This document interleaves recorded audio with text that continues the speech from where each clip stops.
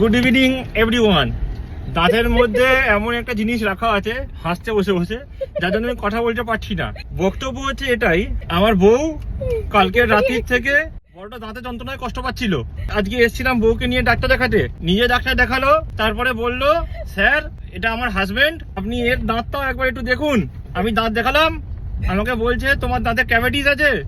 তো আমি ডাক্তার দেখালাম, আমার আজকে ফার্স্ট ফিলিং হয়েছে, দাঁতের মধ্যে তুলো চিপকে দিয়েছে, তার সঙ্গে ঘর দুপুর বেলা 1000 টাকার চুনাও দিয়ে দিয়েছে, 1400 টাকার চুনা দিয়ে দিয়েছে, আর 1000 টাকার ওষুধ। আবার নেক্সট দুটো রবিবার আমি করাবো দাঁতের স্কেলিং আর ফিলিং, সব মিলিয়ে মিশিয়ে আজকে রবিবারের দুপুরটা পুরো গেল 18 মাস। ডাক্তারবাবু যদি আপনি ভিডিওটা দেখেন তাহলে আপনাকে বলতে চাই 1400 টাকা আর 1000 টাকা যেটা নিয়েছেন ওখান থেকে কিছু ডিসকাউন্ট দিয়ে পরের দিন ফেরত দেবেন।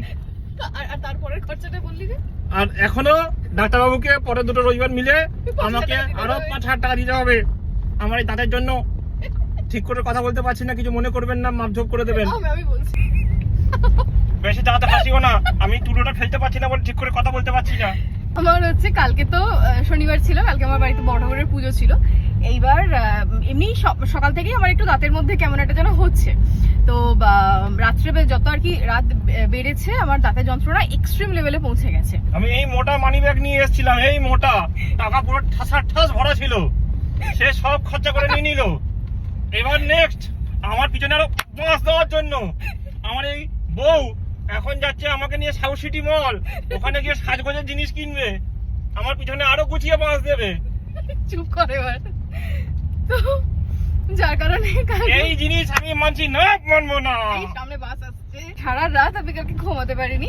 এমার্জেন্সিতে মানে উনি আমাদের খুব চেনা পরিচিত একজন ডক্টর, আমাকে অনেক বছর ধরে দেখছে। আমার দাঁতে তোকে দেখছিল আমাকে দেখানোর কি দরকার ছিল? 1000 টাকা চুনা লেগে গেল, আমাকে বলতে দে।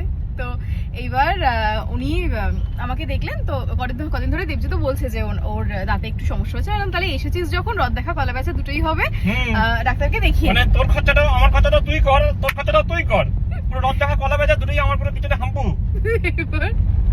আমার তো যাই হোক যা বললো তো বললো, স্কেলিং করাতে হবে, এখন দুটো সিটিং নিতে হবে আমাকে। তার মাঝখানে হলো দেবজিৎ, এবার দেবজিতেরও স্কেলিং হবে। একটা দাঁতে পোকা ধরে গেছে, পোকা লেগেছিল, তোর চক্করে আমার জীবনেও পোকা লেগে গেছে। জীবনে নয়, পকেটেও পোকা লেগে গেছে। পোকাতে পয়সা খেয়ে নিচ্ছে সব, পোকাতে সব পয়সা গুলো খেয়ে নিয়েছে। এখন আমি আছি সোনারপুর স্টেশন, ভাবছি গাড়িটা সাইড করে নিয়ে একটু বাটি নিয়ে বসবো। আমাকে প্রচুর লোক চিনে, ওখানে বসা যাবে না। ওখানে বসলে মানুষকে একটা টাকাও তোকে কেউ দেবে না, বিশ্বাস কর। সবাই বলবে সমুদ্রের জামাই বসে আছে বাড়িপুর স্টেশনে, আনন্দ বাজারে হেডলাইন।